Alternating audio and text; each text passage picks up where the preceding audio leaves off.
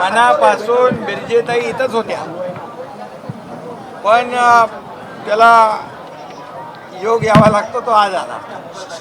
आनंद दिघे साहेबांच्या बरोबर आम्ही सगळ्यांनी काम केले, त्यामुळे दिघे साहेबांबरोबर त्यांच्या सानिध्यात त्यांच्या मार्गदर्शनाखाली काम करणारे लोक, कार्यकर्ते वेगवेगळे होऊ शकत नाही.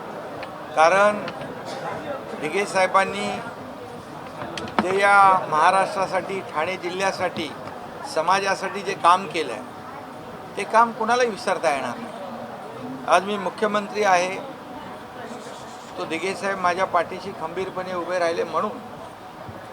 म्हणजे दुःखामध्ये सुखामध्ये तर सगळे, आनंदाच्या वेळेस तर सगळे सोबत राहतात, परंतु दुःखामध्ये, संकटामध्ये पाठीशी उभं राहण्याचं काम धर्मवीर आनंद दिघे साहेबांनी केलं. आणि त्यामुळेच एक ठाण्यातला सर्वसामान्य कार्यकर्ता या राज्याचा मुख्यमंत्री होऊ शकला. आणि आम्ही बाळासाहेबांचे हिंदुत्वाचे विचार, दिघे साहेबांची शिकवण आम्ही घेऊन पुढं चाललो आहे.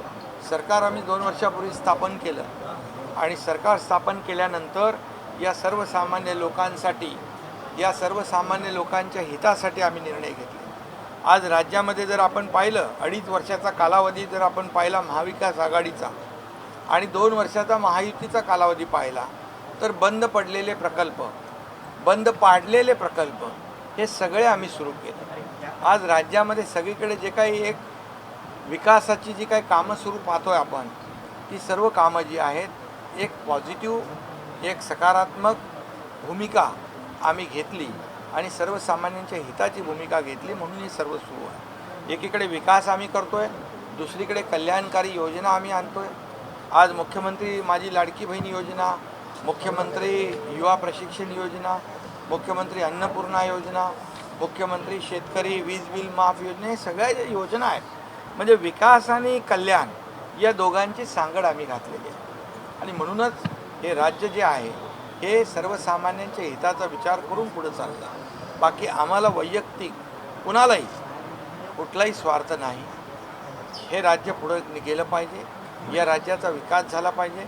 या राज्यातल्या सर्वसामान्य शेतकरी, कष्टकरी, कामगार, महिला, युवा, ज्येष्ठ सगळ्यांच्या जीवनामध्ये एक चांगले दिवस आले पाहिजे, ही आमची भावना ठेवून आम्ही काम करतो आहे. त्यामुळे ही भावना ठेवली, सरकारचं काम बघितलं, म्हणून आज 50 आमदार माझ्यासोबत आले, आज 13 खासदार आले, आज हजारो नगरसेवक, जिल्हा परिषद सदस्य, लाखो कार्यकर्ते दररोज सोबत येत आहे.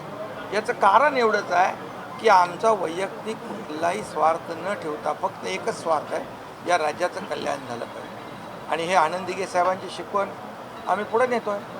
आणि दिघे साहेब याच आनंदाश्रमामध्ये आम्ही पाहिलेलं आहे, एक समोर कटड्यावर आम्ही बसायचो आणि इथे आलेला रडवेला चेहरा करून रडत आलेला नागरिक, मग तो बांधव असेल, भगिनी असेल, परत जाताना त्याच्या चेहऱ्यावरचं हसू आम्ही पाहिलेलं आहे, त्याच्या चेहऱ्यावरची खुशी आम्ही पाहिलेली आहे. त्यामुळे दुःख स्वतः पचवून दुसऱ्याला आनंद देण्याचं काम दिघे साहेबांनी केलं. आणि म्हणून त्या वेळेस बिरजेताईंनी महिला आघाडीचं काम केलं, गावागावामध्ये गेल्या, संघटना वाढवली, दिघे साहेबांचे विचार लोकांमध्ये पोचवलं. आणि त्यामुळे आज मला एक समाधान आहे की आम्ही सर्वजणांनी एकत्र, आता सुरुवातीला जे आता आज काही समन्वयाच्या अभावामुळे काही लोक इच्छा त्यांची मनामध्ये तेच भावना ते आहेत ते ठेवून, त्यांना जेव्हा जेव्हा कळतं आहे त्याप्रमाणे ते सोबत येत आहे. आणि म्हणून सुरुवातीच्या लढ्यामध्ये मीनाक्षीताई, या सर्व महिला आघाडी हे सगळे सोबत होत्या. पण बिरजेताई तिकडे असल्या तरीसुद्धा ते एकनाथ शिंदेच्या विरुद्ध कधी त्यांनी कधी स्टेटमेंट केलं नाही. कारण त्यांना माहीत आहे की एकनाथ शिंदे हा आनंद दिघे साहेबांचा चेला आहे, तो चुकीचं काम करू शकतो. याचं मला समाधान, याचा मला आनंद आहे. आणि त्यामुळे त्यांनी आज आपल्या आनंदाश्रमामध्ये आज शिवसेनेचं भगवा जो आहे, खऱ्या शिवसेनेचा ओरिजिनल तो आता घेतलेला आहे आणि त्यामुळे मी त्यांचं मनापासून स्वागत करतो. एबीपी माझा, उघडा डोळे बघा नीट.